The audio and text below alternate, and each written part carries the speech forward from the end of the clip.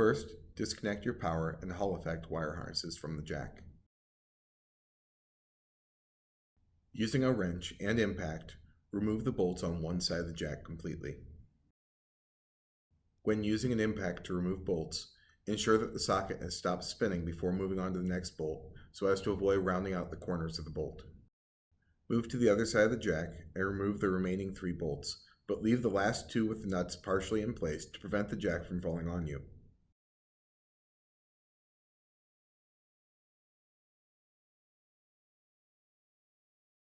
Support the jack by hand and remove the last 2 bolts entirely, then remove the jack.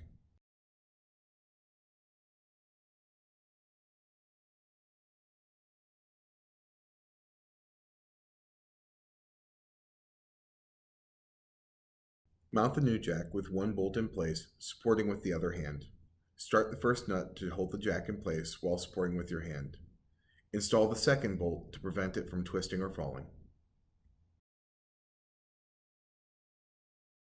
Hand thread the nuts on your bolts to prevent them from cross-threading, and then secure the third bolt in place. Tighten down all 3 bolts with your impact and wrench while supporting the nut from the backside.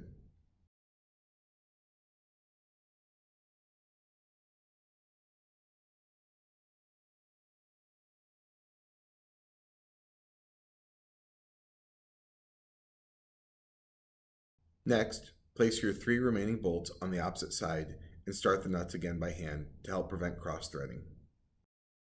Be sure that you use proper bolt spacing when reinstalling your jack, and then tighten each one down with a wrench supporting from behind just like you did on the other side.